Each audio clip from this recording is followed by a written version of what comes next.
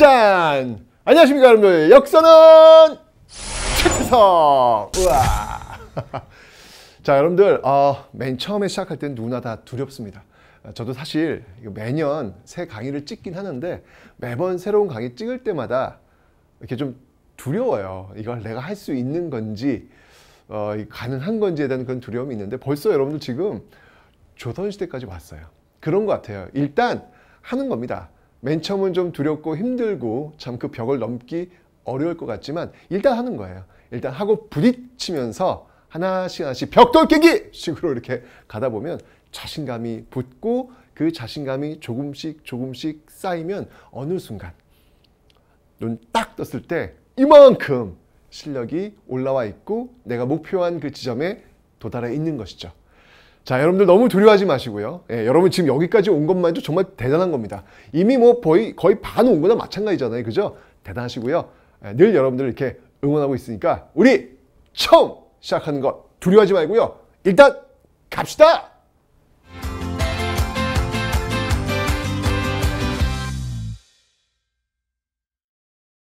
자, 이제 조선 전기 정치 한번 볼 텐데요. 항상 여러분들 고려시대도 마찬가지지만 조선시대도 시대 구분을 먼저 하는 겁니다. 여러분 기억나시죠? 고려시대 1170년 무신정변을 기점으로 고려 전기와 후기로 나뉘었다는 거 기억하시죠? 똑같아요. 조선시대도 항상 큰 덩어리 먼저 보시는 거예요. 그 다음에 조금씩 안으로 들어가는 겁니다. 큰 덩어리 숲부터 먼저 볼 텐데요. 그 기준점이 있습니다. 고려시대가 무신정변이 기준점이라면 조선시대는 바로 1592 있을 수 없다. 1592. 네. 미안합니다. 네. 1592년 바로 임진왜란이 되겠습니다. 제가 그 연예인 친구 중에 이윤석 씨라고 있잖아요. 네. 이윤석 씨가 이렇게 좀 요령을 피우면서 역사를 좀 외우는 걸 잘하시더라고요. 그래서 제가 하나 배웠습니다. 그렇게 알려주더라고요. 1592 있을 수 없다잖아. 그러더라고요. 좋았습니다. 네. 자, 1592년 임진왜란을 기점으로 해서 조선시대 1392년 조선이 세워지잖아요. 그죠? 1392년 바로 여기서부터 쭉 시작해서 우리는 이 시기를 조선 전기다. 조선 전기다. 이렇게 이야기를 하고요. 그 다음에 1592년 이후를 우리는 조선 후기다. 이렇게 이야기를 합니다.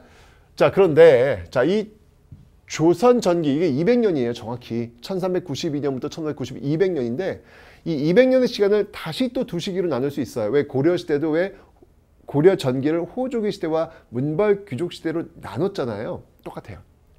조선시대는요. 15세기와 이렇게 해서 15세기와 그 다음에 16세기 이렇게 좀 나누어서 볼 수 있어요. 왜냐하면 15세기를 이끌었던 역사 주도 세력과 이 16세기 이후를 이끌었던 역사 주도 세력이 다르기 때문에 그렇습니다.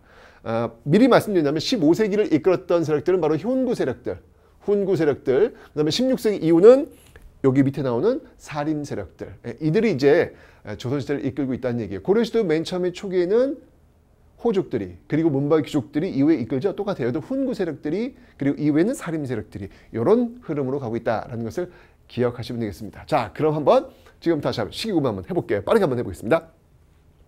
조선을 건국한 사람들은 바로 이 신진 사대부들입니다. 이들이 이제 누구랑 손잡은 거예요? 네, 맞습니다. 바로 신흥 무인 세력들과 손을 잡죠. 이 대표적인 인물이 바로 태조 이성계였다는 생각이 들었습니다. 자, 이들이 공격했던 세력은 누구냐면 고려 말 바로 이 권문세족들이었습니다. 이들이 이제 타겟 대상이 누구였냐면 바로 고려 말 이끌었던 바로 권문세족들이었다라고 제가 누누이 강조를 했던 거 기억나시죠?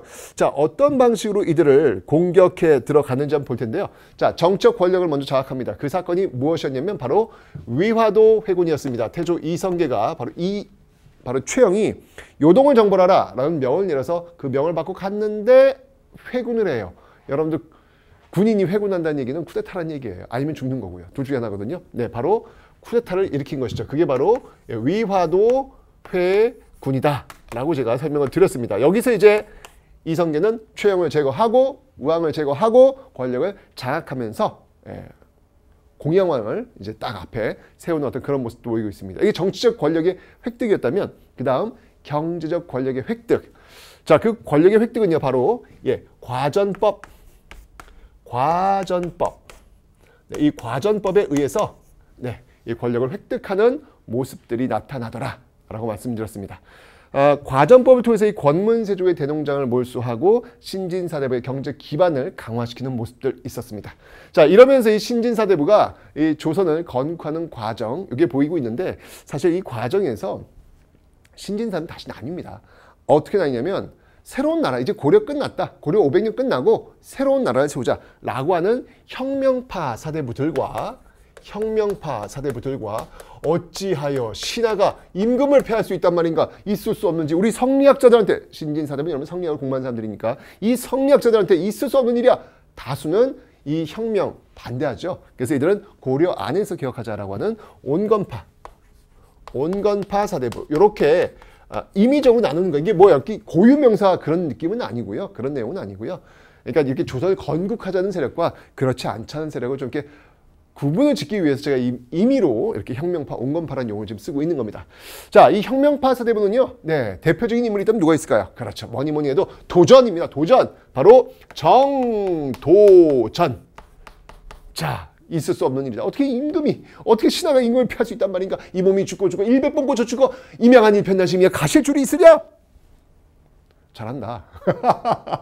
자, 누구였습니까? 바로 단심가. 그렇죠. 바로 정몽주가 대표적인 인물이다라고 볼 수 있겠죠. 네, 이렇게 해서 나뉘는데요. 결국 이 정도전이 주도해가지고 뭐 이런 과전법이나 이런 거 다 정도 주도합니다. 결국은 이 조선을 건국하는 혁명파 이쪽으로 넘어가게 되더라.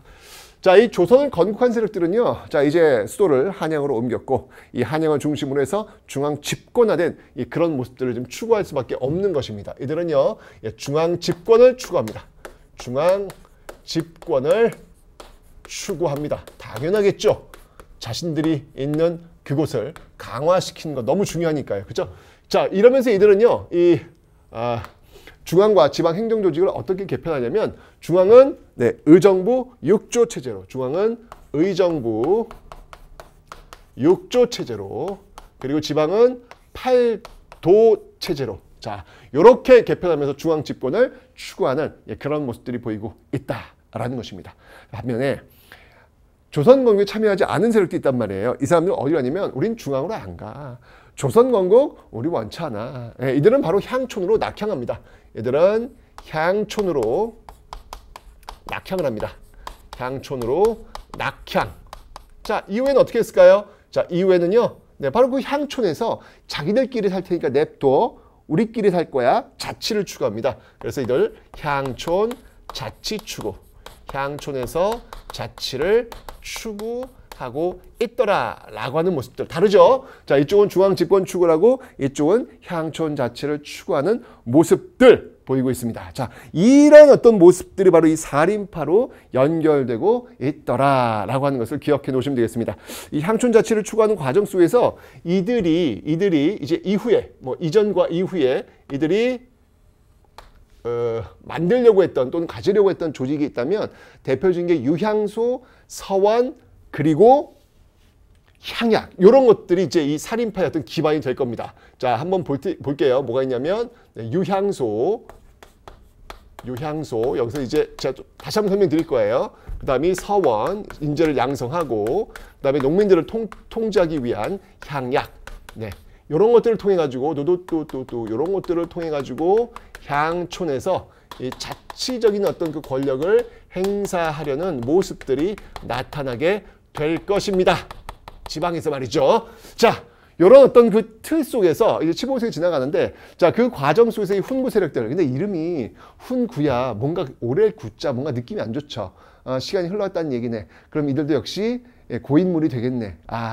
이 무언가를 쥐고 있는, 쌀을 쥐고 있는 원숭이 꼴이 되겠네. 문벌귀족이 그랬지. 똑같아요. 고려시대나 조선시대 똑같아요.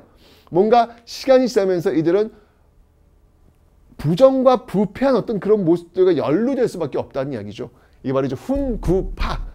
특히 이제 세조의 집권과 함께 아주 명확하게 된 어떤 그런 세력들을 우린 훈구파라고 하는데, 자, 이런 훈구들의 부정과 비리를 이제 서서히 사림들이 서서히 공격합니다.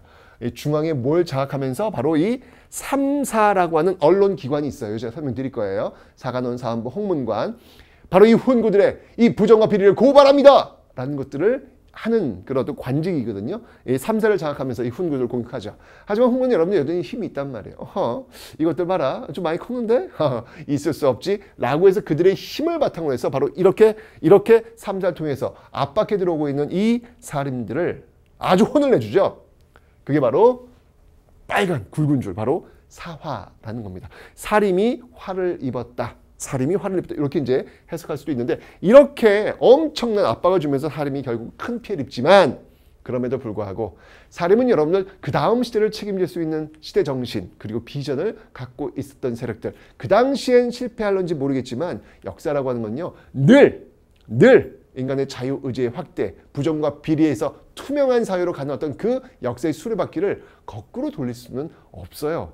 그 당시에는 그것을 좀 제어하고 억압할 수 있을런지 모르겠지만 긴 안목에서 보면 결국 그것은 무모한 시도임이 역사에서 증명이 될 겁니다. 마찬가지예요. 이렇게 화를 입었지만 결국 그 다음 시대를 이끌 수 있는 이들보다 좀 더 투명한 세력들, 바로 이 살인들이 결국은 16세기 역사 주도 세력이 되더라. 그러면서 이들은 이제 역사 속에서 퇴장하는 것이고, 이 사림이 새로운 역사 주도 세력으로 성장하고 있더라 라고 하는 모습들, 이러면서 이들이 쭉 계속 연결해 나가는 거예요.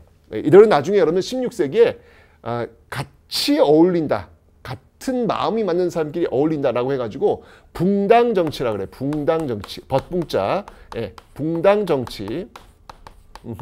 이 붕당 정치를 형성하게 되는데 여러 당이 있어요. 여러 당이 있는데 조선의 어떤 주류 세력이라고 본다면 일반적으로 서인당이 있어요. 서인당. 요 서인당이 분화해서 조선 후기에 노론당까지 일반적으로 요 당이 일반적으로 조선 사림의 주류 세력이더라 라고 하는 모습 기억하시면 되겠습니다. 바로 이 모습들이 이제 조선 후기까지 쭉 연결되는 모습들을 여러분들은 확인하시게 되는 겁니다. 어떻습니까, 여러분들? 네, 고려시대와 상당히 유사한 모습들, 분기점 있죠? 전기와 후기로 나뉘죠. 전기는 다시 두 세력으로 나뉘고 있습니다. 바로 훈구와 사림으로 나뉘고 있는 모습들, 15세기, 16세기 역사 주도 세력이 이렇게 다르다라는 사실, 첫 마음을 잃으면서 결국 그들은 무너졌고 또 다른 세력으로 대체되는 이 모습들, 고려시대와 굉장히 유사한 그런 어떤 모습을 흘러가고 있구나라는 것을 아실 수 있겠습니다. 됐죠? 자, 이제 이 시용 봤으니까 이제부터는요, 그럼 이 중앙 집권 추구하는 과정 속에서 여러 왕들이 있을 거 아니에요. 그 왕들이 무엇을 했는지 볼 것이고, 그 다음에 과연 이 의정부 6조 체제와 8도 체제, 중앙 집권 추구의 어떤 그 결과물이라고 볼 수 있는데, 이런 것들은 그럼 과연 어떻게 형성되는지 이 부분을 좀 자세히 살펴보도록 하겠습니다.